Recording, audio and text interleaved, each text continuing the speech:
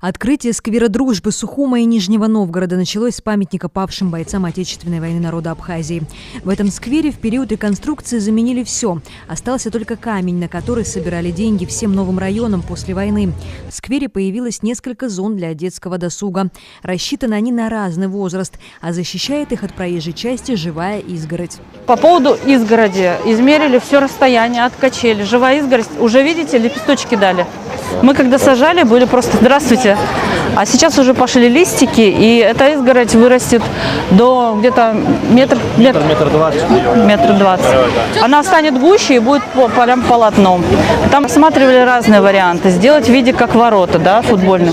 Металлические вот эти ограждения могут, наоборот, навредить ребенку.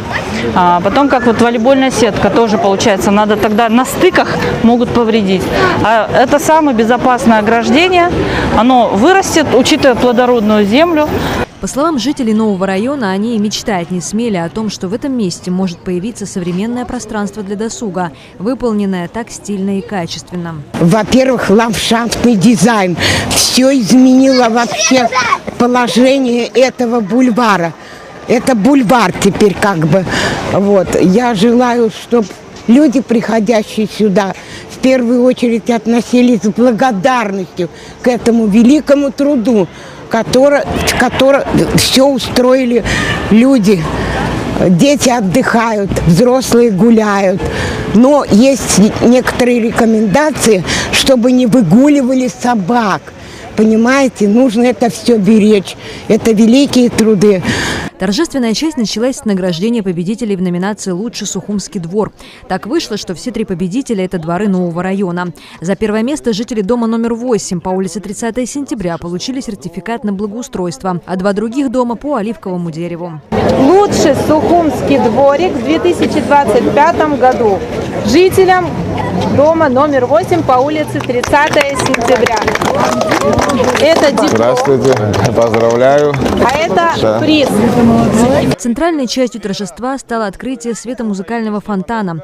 Право его запустить дали детям нового района. Кнопочку можно нажать и запустить наш фонтан. Запускай фонтан, включайся! Ура! Спасибо. По словам Светланы Пампаевой, даже в Нижнем Новгороде такого фонтана еще нет. У нас такого фонтана в Нижнем Новгороде, как оказалось, нет именно с таким механизмом и с такой струей. И вчера, когда мы только запускали, мы думали, да, поделимся, а теперь у вас есть даже что-то лучше, чем у нас. Сегодня основная задача коммунальных служб, да и самих жителей нового района – сохранить сквер. По словам главы города Тимура Агарба, у сквера будет дирекция и штатное расписание. За порядком тут будут следить. Бюджет 2026 года мы сейчас уже просчитываем. Сумма, которая должна быть заложена. Здесь будут ответственные люди, которые ежедневно будут здесь находиться, обслуживать те зоны, о которых вы сказали, в том числе санузлы, так как без присмотра его точно нельзя оставлять. Поэтому за этим парком будет закреплена отдельная дирекция и штатные сотрудники. Проект сквера в новом районе реализован автономной некоммерческой организацией Агентства по сохранению и развитию городской среды и администрации Нижнего Новгорода в рамках международного экопроекта «Пространство дружбы. Нижний Новгород. Сухум». Марьяна Котова и Алла Гухава. Абаза ТВ.